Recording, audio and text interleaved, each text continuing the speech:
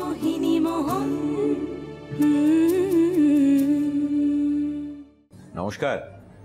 ছোটবেলায় রচনা বইয়ের পাতার হিসাব অনুযায়ী বসন্ত বলছে যাই যাই, আর গ্রীষ্ম দরজায় কড়া নেড়ে বলছে হ্যালো হাই। কিন্তু তার চেয়েও বড় কথা যেটা, যে দেখতে দেখতে 1421 সাল পড়ে থাকবে পিছনে, আর সামনে হাতছানি দিচ্ছে নতুন বছর 1422। এমনিতে আমরা সবাই ইংরেজ হয়ে উঠেছি, তাই ওই ইংরেজি নববর্ষটাই বেশি মনে থাকে।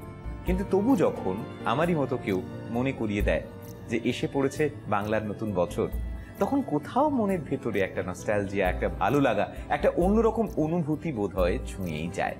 আর তাই আমাদের এই এক আদি মোহিনী মোহন কাঞ্জিলালের বছর শেষের স্পেশাল আড্ডায় আমি যেমন আছি, তেমনি স্বর্ণালীদিও আছেন, এবং ডেফিনেটলি দিদিও সেই কথা নিশ্চয়ই কোথাও মনে মনে ভাবছে। একদমই তাই, কারণ বাঙালি আনা সম্পূর্ণ বজায় রাখা দরকার।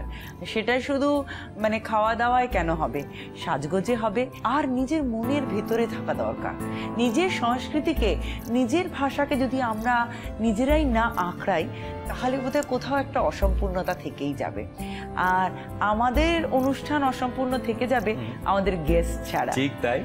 তো কে রয়েছে আজকের দিনে একটু মন ভালো করার মতো স্পেশাল গেস্ট, যার ইন্ট্রোডাকশনের দরকার নেই, যাকে দেখলেই চিনতে পারবেন, কারণ বুঝতে দেখেন আজকে রিয়েল লাইফে একেবারে সরাসরি সামনাসামনি। আমি তো থ্রিল্ড আপনারই মতো, আর আমার ধারণা যে আজকে আমাদের আড্ডায় এসে ওর একটা নিশ্চয় কোনো অনুভূতি হচ্ছে, সেটা কিরকম? আমার তো খুব ভালো লাগছে।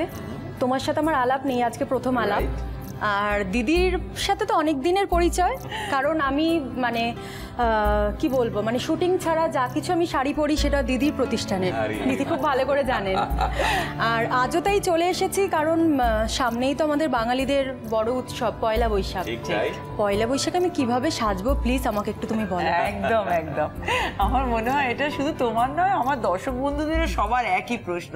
কারণ বাঙালির নতুন বছরকে আমরা স্বাগত জানাবো, নতুন রূপে জানাবো। তো সেই ক্ষেত্রে আমি দুটো অপশন দেখাই। ফার্স্ট দেখাবো একদম একটা হালকা জুট নেটের উইভিং শাড়ি, আর বলবো না, এবার একেবারে চাক্ষুষ দেখো একটা ডিফারেন্ট লাগছে একদম। আর এটা তো মানে আমার মার জন্য একদম পারফেক্ট। মা কেন, আমিও পড়তে পারবো। নিশ্চয়ই, অ্যাবসলিউটলি। কারণ এটা না ওই সকালের দিকের কোনো অনুষ্ঠান হলে না, তখন একটা কনফিউশন হয় বলো, হ্যাঁ, যে তাঁত নয় হ্যান্ডলুম নয় প্রিন্টেড মটকা, আমরা কিছু আমাদের মাইন্ডসেট আছে, তার বাইরে বেরোতে পারি না। তো তার বাইরে কি পড়তে পারো, সেটা হিসাবে অপশন রয়েছে এটা।